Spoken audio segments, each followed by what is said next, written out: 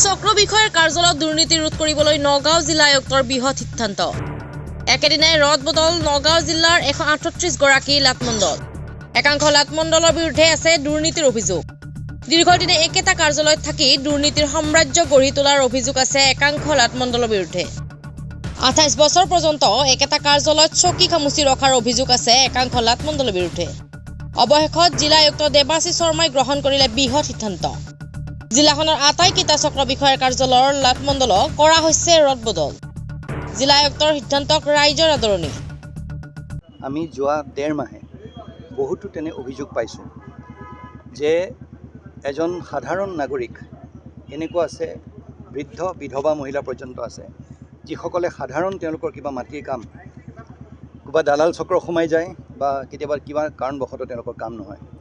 অহা সোমবাৰৰ পৰা অহা কাইলৈ অৰ্থাৎ ৰাতিপুৱা 10টা বজাৰ পৰা গধূলি 8টা বজালৈকে মই শুনানি ল'ম। এটা নতুন ধৰণৰ ৰাজহুৱা আদালত এটা হ'ব, য'ত প্ৰতিজন ব্যক্তিক মই আহ্বান জনাব বিচাৰিছোঁ, কিবা কাৰণবশতঃ তেওঁলোকে যদি আমাৰ নগাঁও জিলাত তেওঁলোকৰ কিবা মাটিৰ কামৰ বাবে আহাত তেওঁলোকে কিবা হেৰেছমেণ্ট পাইছিলে, কিবা অসুবিধা পাইছিলে, তেওঁলোকে আমাৰ ওচৰলৈ আহিব। আমাৰ চেম্বাৰত আমি বহি থাকিম আৰু তেওঁলোকৰ আমি শুনানি ল'ম আৰু তেওঁলোকৰ কিখিনি অসুবিধা হৈছে। এতিয়া বহু ক্ষেত্ৰত কি হয়, কামটো কৰি দিব নোৱাৰি, সেইটো বিধিগতভাৱে কৰি দিব নোৱাৰি, কিন্তু কৰি দিব পৰা কাম এটা এতিয়া বহুতৰ এটা আছে যে সাধাৰণ উকা নামজাৰি এটাৰ বাবেও মই সেইদিনা পাইছোঁ যে 2 বছৰ ৰৈ থাকিবলগীয়া হৈছে কিবা কাৰণবশতঃ। সেইখিনি আমি শুনানি ল'ম আৰু শুনানি লৈ আমি গোটেইখিনি নোট কৰিম। সেইকাৰণে ৰাতিপুৱা 10টা বজাৰ পৰা গধূলি 8টা বজালৈকে মই অনুৰোধ জনাইছোঁ।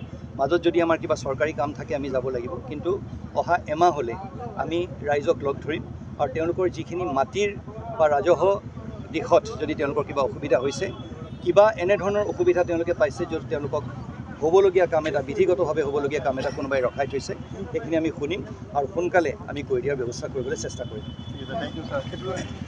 হৈছে এইটো মই দুৰ্নীতিৰ বাবে বুলি মই নকওঁ। এটা আমাৰ যিকোনো এটুকুৰা জেগাত চৰকাৰী এটা নিয়ম, সেইটো যে কোনোবাই হয়তো 28 বছৰ 17 বছৰ 20 বছৰ ধৰি এটুকুৰা জেগাত আছে আৰু চৰকাৰী এটা নিয়ম আছে যে ইমান দীঘলীয়াকৈ কোনোবা অফিচাৰ বা কোনো চৰকাৰী কৰ্মচাৰী সাধাৰণতে সিমান দিন থাকিলে বৰ ভাল নহয়।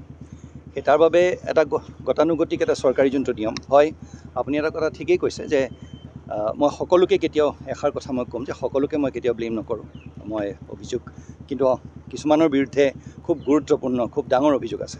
কিন্তু ছাৰ আৰু এটা কথা, একাংশৰ বিৰুদ্ধে এনেকুৱা অভিযোগো আছে যে ৰাজনৈতিক প্ৰভাৱ বা বিভিন্ন প্ৰভাৱ খটুৱা একেখন চকীতে দীৰ্ঘদিন ধৰি আছে। গতিকে এতিয়া আপুনি আটাইকেইগৰাকীক ট্ৰেন্সফাৰ কৰিছে, ৰাজনৈতিক কিবা হেঁচা বা বিভিন্ন হেঁচা যদি আপোনাৰ ওপৰত আহে আপুনি কেনেকৈ এইটো? মই নাভাবোঁ ৰাজনৈতিক হেঁচা আহিব, যিহেতুকে মই সন্মানীয় আমাৰ বিধায়কসকলক যেতিয়া কথাষাৰ কৈছিলোঁ, সকলোৱে আমাক হেৰি জনাইছিলে, আমাক কৈছিলে যে কোনো এটা খুব ভাল কাম হৈছে। সেইকাৰণে মই নাভাবোঁ যে কোনো, আৰু ৰাজনৈতিক দিশত মই ভাবোঁ যে তেওঁলোকে আমাৰ বিধায়কসকলে বিশেষকৈ তেওঁলোকে ভাল পাইছে বুলি মোৰ ধাৰণা হয়। টোটেল কিমানগৰাকী মণ্ডলক ট্ৰেন্সফাৰ?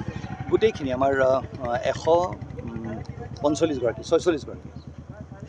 ধন্যবাদ।